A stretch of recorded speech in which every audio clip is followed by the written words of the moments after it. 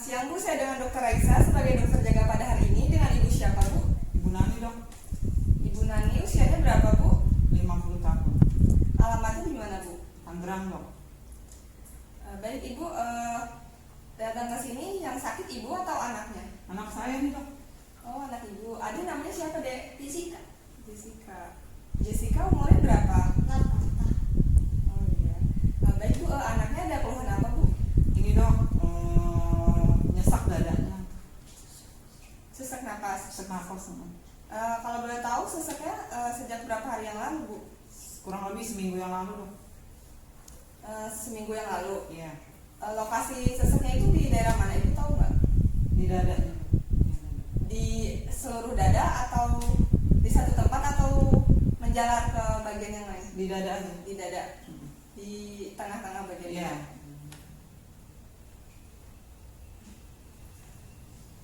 Itu dadanya seseknya itu terus menerus selama seminggu itu atau hilang timbul Bu datangnya? Hilang timbul. Oh berarti kadang ngerasa Kadang sesak, kadang enggak gitu ya Bu? Iya dok.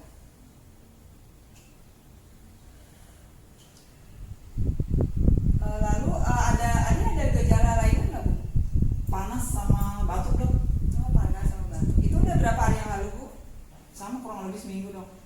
Berarti selama seminggu itu si adik Jessica merasakan sesak dada sama panas dan batuk juga Bu? Iya dok. Apakah sebelumnya adik Jessica udah Ibu beri obat atau apa gitu Bu? Belum dok, saya belum kasih apa-apa.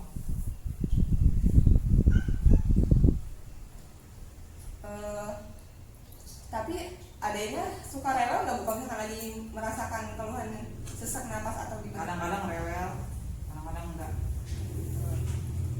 Kalau tidur gimana Bu? Selalu ngerasa nyesek juga nggak dadanya? Iya, kalau tidur nyesek.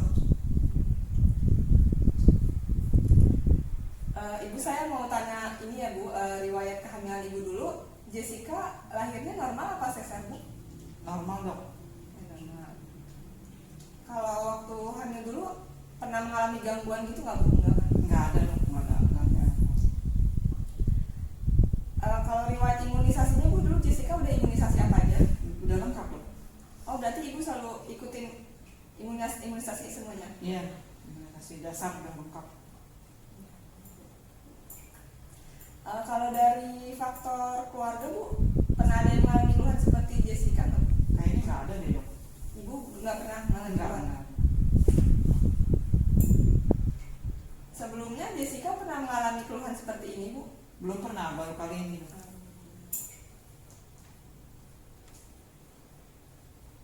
Kalau dari faktor makanan Jessica gimana Bu makannya?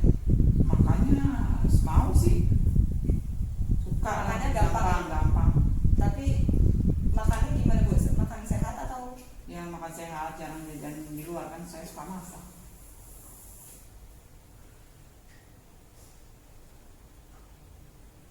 Kalau boleh tahu Ibu pekerjaan sehariannya apa Bu? Ibu rumah tangga.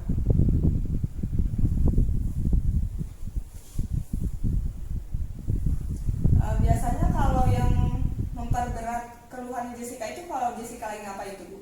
Abis main, lari itu kecapean gitu. Oh tadi kalau misalkan habis main gitu dadanya sesak lagi, Biasa. timbul lagi ya Bu? Iya. Kalau yang memperingan keluhannya ketika Jessica lagi ngapain? Kayaknya mungkin istirahat kali ya. Kalau istirahat berarti sesaknya hilang, Iya. tapi panas sama batuknya Masih.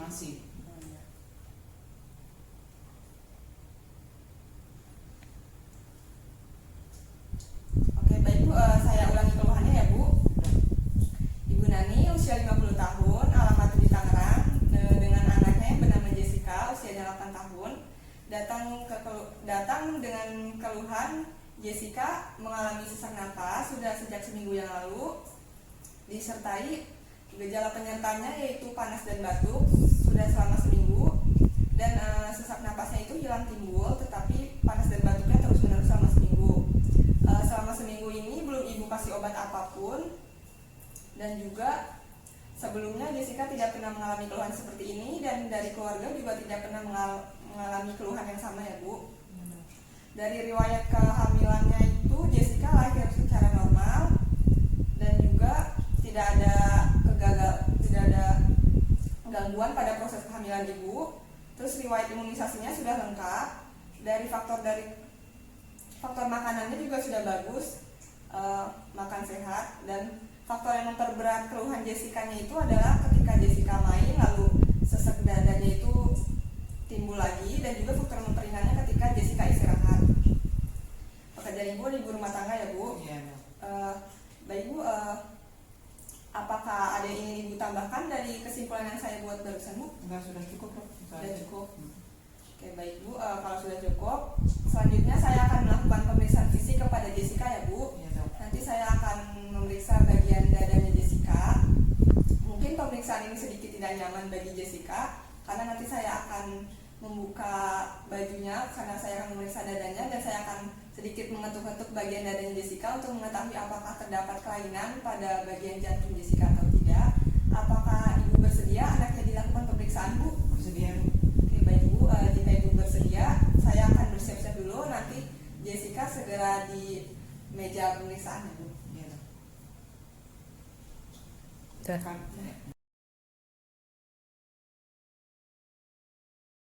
Selanjutnya yaitu mencuci tangan terlebih dahulu sebelum melakukan tindakan.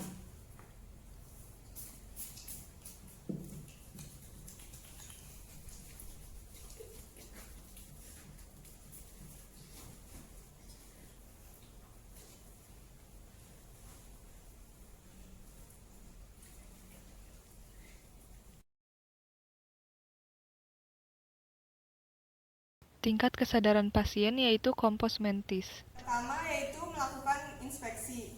Adek, maaf ya Dek, dibuka dulu bajunya ya.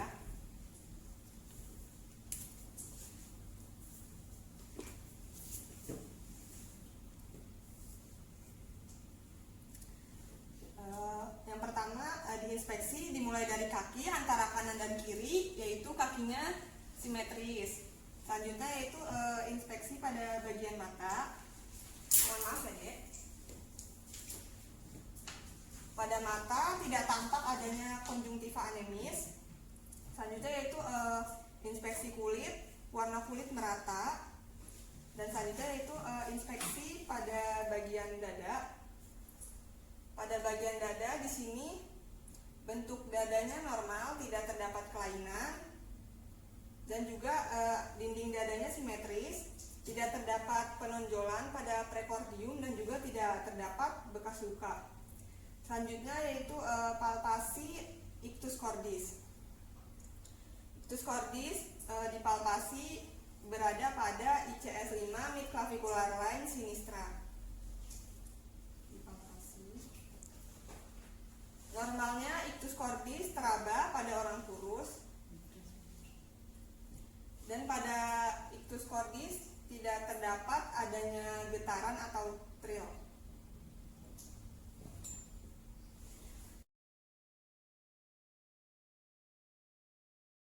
Yaitu melakukan perkusi. Perkusi dilakukan dengan cara mengetuk-ngetuk dimulai dari ICS 2 parasternal line dextra, lalu turun ke bawah, mendengarkan suara dari sonor hingga ke pekak, lalu naik lagi 2 ICS hingga terdengar suara redup. Apabila sudah terdengar suara redup, lalu diketuk lagi dari arah lateral ke arah medial. Nah, di sini adalah batas dari kanan bawah jantung, yaitu terletak pada ICS 4 parasternal line dextra.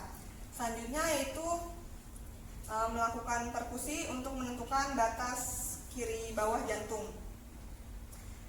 Dimulai dari ICS 2 parasternal line dextra, lalu turun ke bawah, mendengarkan suara dari sonor hingga pekak, lalu naik lagi 2 ICS sampai bertemu suara redup. Apabila sudah terdengar suara redup, maka diketuk lagi dari arah lateral hingga ke medial.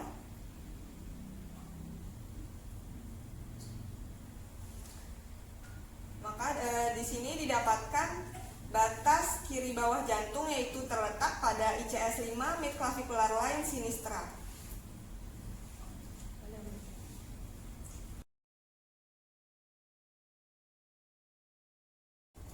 Selanjutnya yaitu melakukan auskultasi untuk menentukan area katup pada jantung. Pemeriksaan auskultasi menggunakan stetoskop. Yang pertama yaitu katup aorta terletak pada ICS 2 sternal line dextra. Selanjutnya yaitu katup pulmonar terletak pada ICS 2 sternal line sinistra. Selanjutnya yaitu di sini adalah katup tricuspid terletak pada ICS 5 mid axillary line. Dan di sini adalah katup mitral yang terletak pada ICS 5 mid axillary line. Pada pasien didapatkan bunyi 1 dan 2 jantung normal dan juga tidak terdengar adanya bunyi tambahan ataupun murmur pada jantung pasien.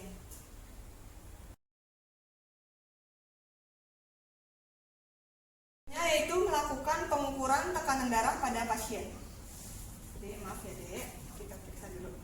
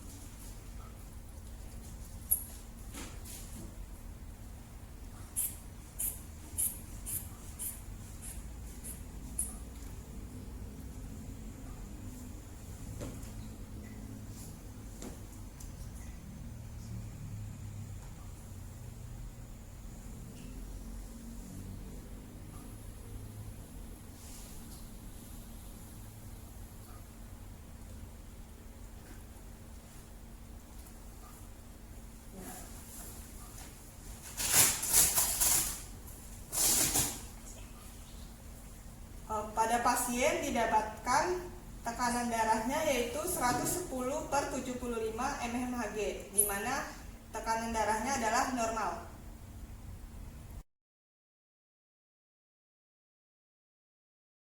Yaitu melakukan palpasi untuk menentukan denyut nadi pada arteri radialis pasien.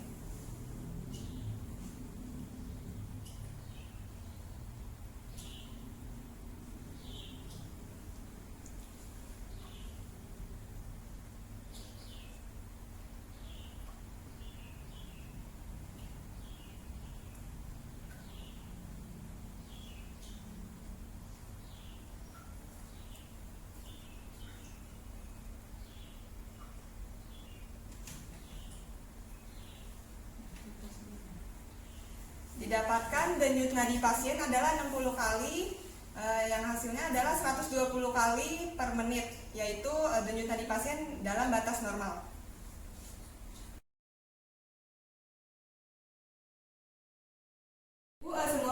Semua pemeriksaannya telah selesai dilakukan. Berdasarkan hasil dari keseluruhan pemeriksaan, Jessica tidak mengalami kelainan jantung, di mana artinya jantungnya masih dalam batas normal ya Bu. Untuk mengurangi rasa sesaknya, nanti saya akan berikan resep obat untuk Jessica dan juga obat pereda demam dan batuknya ya Bu. Harus diminum secara teratur. Jessica harus perlu lebih banyak istirahat ya Bu, jangan melakukan aktivitas yang berlebihan di rumah agar untuk mengurangi rasa sesak di dadanya. Apakah ada yang ingin Ibu tanyakan lagi Bu?